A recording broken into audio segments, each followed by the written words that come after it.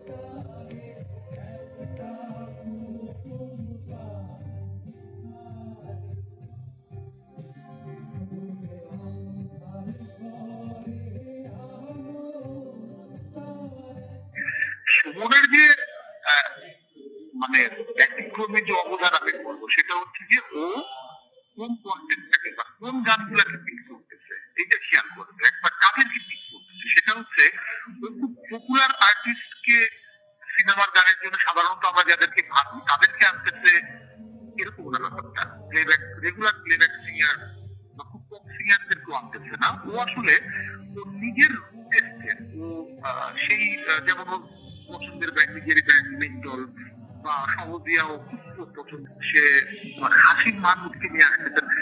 এই যে হ্যাঁ যাদেরকে সে পিক করতেছে শুনতে এই জায়গাগুলো খুব ইন্টারেস্টিং। এইটা আমাদের একদম কি বলা যায় এটা আমাদের মাটির সয়েলের হ্যাঁ আইডেন্টিটির জায়গা থেকে নিয়ে আসতেছে, আমাদের চিন্তাগুলিকে নিয়ে আসতেছে।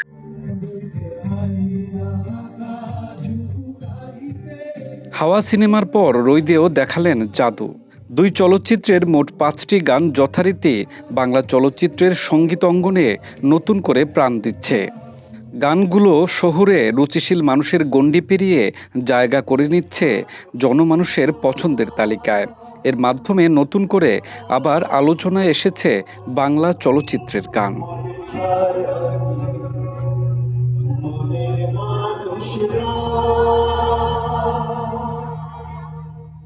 দীর্ঘদিন ধরে বাংলা সিনেমার গান সকল শ্রেণীর শ্রোতামহলে খুব একটা পৌঁছাচ্ছে না।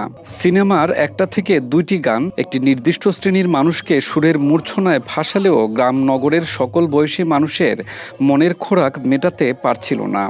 কিন্তু এই দুই চলচ্চিত্রের সাদা সাদা কালা কালা, আটটা বাজে দেরি করিস না, রইদে আইলা গা জুড়াইতে কিংবা মন ছাড়া কি মনের মানুষ রয়, এই 4টি গান রীতিমতো গানপ্রেমীদের বিস্মিত করেছে। বিশেষত সিনেমার গানে মাটি ও মানুষের আবেগের জায়গা খুব একটা দেখা মিলত না সাম্প্রতিক সময়ে, কিন্তু এবার দেখা গেল জাদুকরী সাড়া।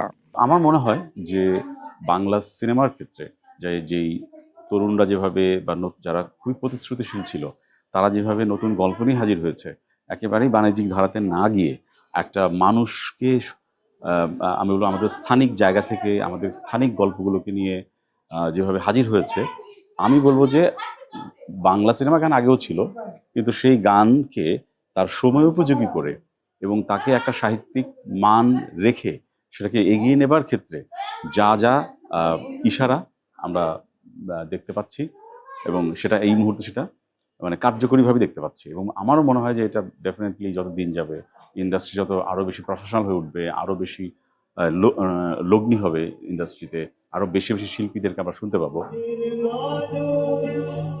শুধু কি চলচ্চিত্রের গান? হাওয়া চলচ্চিত্র প্রকাশের মাধ্যমে লোকচক্ষুর আড়ালে হারিয়ে যাওয়া শিল্পী হাশিম মাহমুদের সাদা সাদা কালা কালা গানটি ব্যাপক জনপ্রিয়তা পেয়েছিল। এই গানের মাধ্যমে বহু বছর পর আবার আলোচনায় আসেন 90 দশকের শিল্পী মহলে পরিচিত মেধাবী শিল্পী হাশিম মাহমুদ। এরপর ইমন চৌধুরীর সঙ্গীতায়োজনে কোক স্টুডিও বাংলায় প্রকাশ হয় এই গুণী শিল্পীর লেখা ও সুর করা দেখা না দিলে বন্ধু নামের গানটি।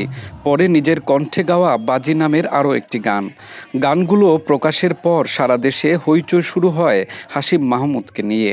সিনেমার সাথে সাথে উঠে এসেছে হারিয়ে যাওয়া হাশিম মাহমুদের সঙ্গীত জীবন।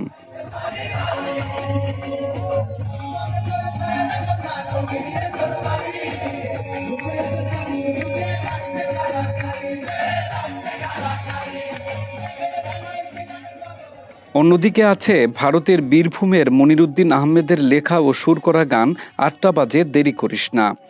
গানটি বাসুদেব বাউলের কণ্ঠে শুনেছেন অনেকেই। তবে হাওয়া সিনেমায় প্রকাশের পর লুফে নেয় দর্শক। শুরুতে গানের গীতিকার ও সুরকারের পরিচয় না জানা গেলেও পরে পাওয়া যায় তার আসল পরিচয়। হাওয়া ছবির পরিচালক মেজবাউর রহমান সুমন তার এক ফেসবুক পোস্টের মাধ্যমে জানিয়েছেন, ভারতের বীরভূমের পঞ্চায়েত অফিসের অবসরপ্রাপ্ত কর্মী মনিরুদ্দিন আহমেদ হাওয়া সিনেমার ৮টা বাজে দেরি করিস না গানের সুরকার ও গীতিকার।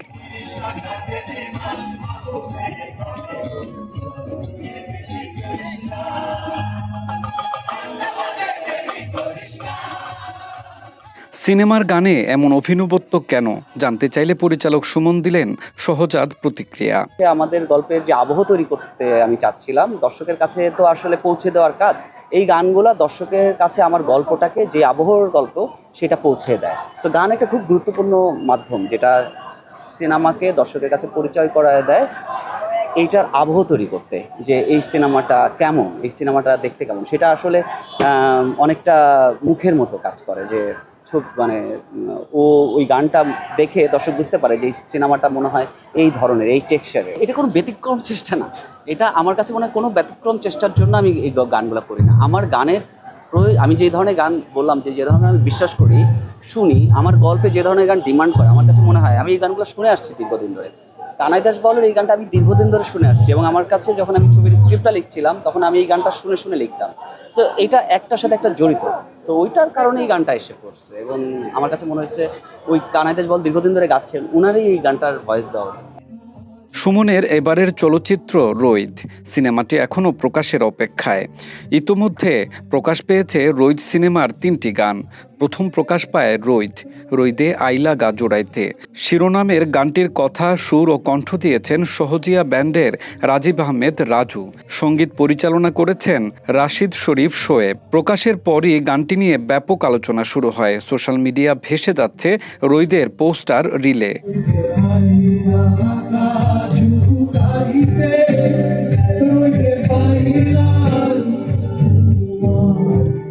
সুমনের সিনেমায় শুধু কি বাউল মরমী সাধকের গল্প উঠে আসছে? উত্তর হবে না। সুমনের চলচ্চিত্রের মাধ্যমে সর্বমহলে পরিচিতি পাচ্ছে সহজিয়া ও মেঘদোলের মতো প্রতিশ্রুতিশীল ব্যান্ডও। বিশেষ করে রৈদের আগে মেঘদোলের হাওয়া গানটি তরুণদের মন জয় করেছিল। জনপ্রিয়তা পেয়েছিল পাবলিক বিশ্ববিদ্যালয়ের চৌকাঠ পেরিয়ে নগর থেকে গ্রাম অঞ্চলেও।